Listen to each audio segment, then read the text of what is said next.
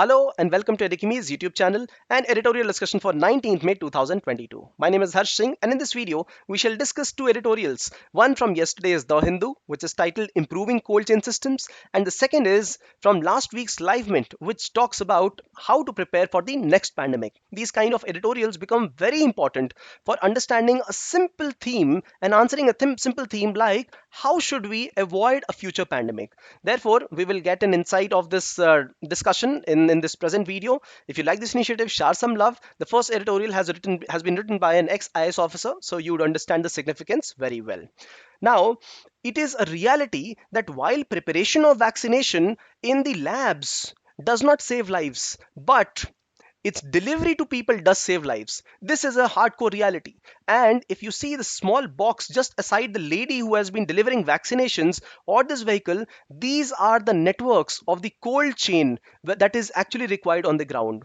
Now, cold chain systems are those systems which can help keep the vaccination at the right temperature, at the required temperature, so that it does not get deteriorated in its quality or efficacy. 95% of these cold chain systems, they are located at centered below the district level. And you would be shocked to know that around the world, around 50% of the vaccinations, they go stale. Their efficacy reduces because these cold chain systems are not present. In fact, in India also, as much as 20% of all the healthcare products which are temperature sensitive, they go stale. They are not being able to get utilized just because we don't have enough cold chain systems. So this is the ground root thing that is required. The critical artery yet not available. The weak link in the last mile connectivity for delivering vaccination. So do remember this, very important, providing an insight into ground force. See, it is not just for COVID or the future pandemic. We are also in the universal immunization program, immunization of everybody, including the newborn baby and the new mother. In fact, India immunizes more than 5 crore individuals every year, right, under mission Indradhanush program, intensified mission Indradhanush program. And these kind of systems, the cold chain systems, are required for that purpose as well.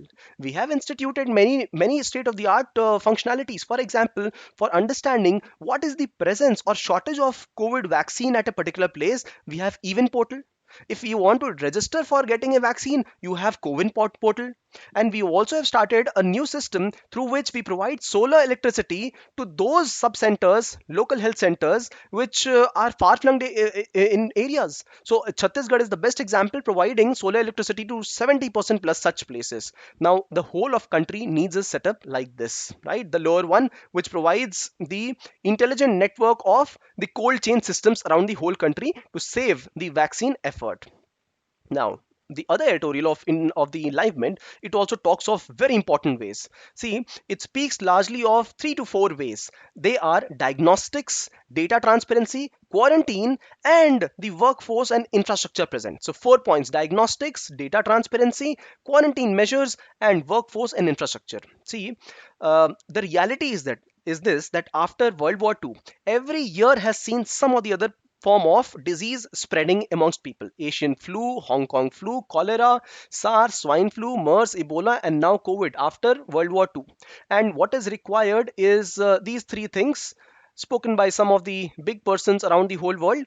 Right now, diagnostics is the most important thing. Once we diagnosed what is the variant of interest or concern, we will be bothered about this particular issue of ensuring that it doesn't spread. How do we do that? By continued research activities. In fact, according to one health concept, there is a possibility that the viruses may get transmitted from animal to humans, and that's what is happening these days. 75% of new infections come from animals, and only 250 of them have made their presence felt amongst human beings, whereas there are 5 lakh of them present. So we need to keep doing the research work alive all the time, and we need to diagnose if the person has caught or if the generation has caught this.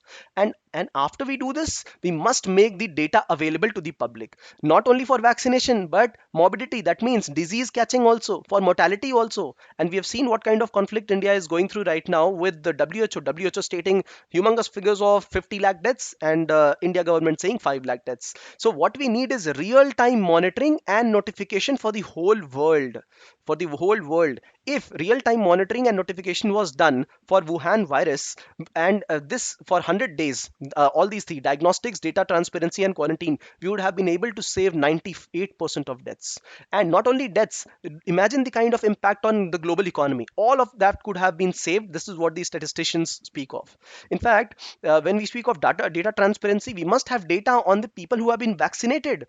80% of vaccination population needs to be vaccinated to have achieved herd immunity, but India is not at that level. First dosage, 73% people in India are vaccinated. Two doses, 63% of the population. Global average is for two doses is 60%. So we are just above the global average.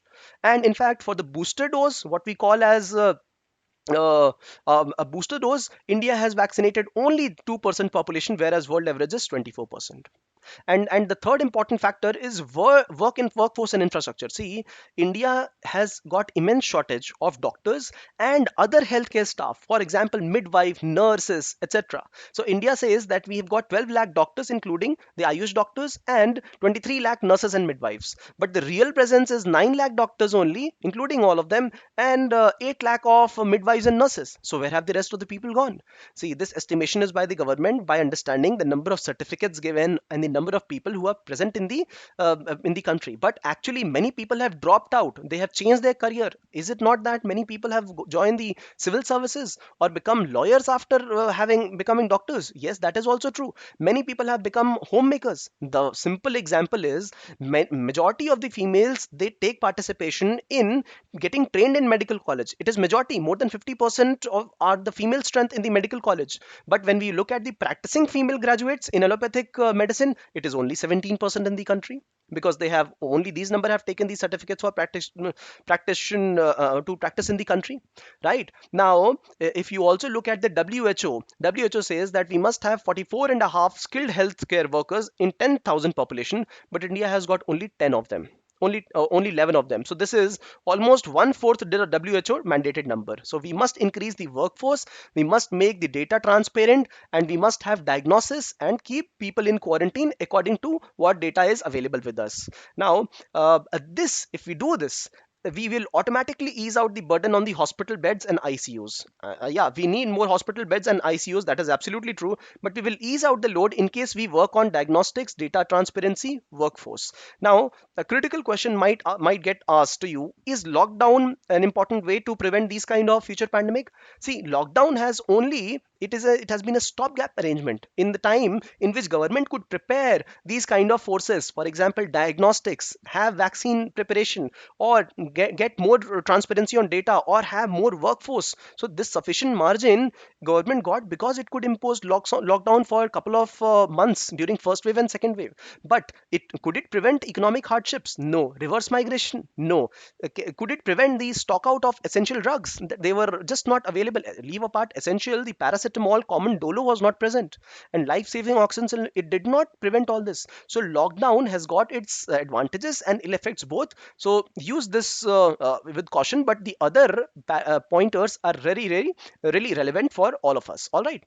Now, good understanding about the COVID and issue. Now, mention 5 ways to tackle future pandemic in the country. So, quick revision for you all. A pertinent question you can utilize everywhere from GS paper 1, society, social issues, health issues, governance from GS paper 2, economy, COVID management, all the perspectives. So, great discussion. If you like this initiative, share some love through likes, comments, and shares. And if you got a question, put it down in the comment section. We will ensure to get back. Thank you for watching.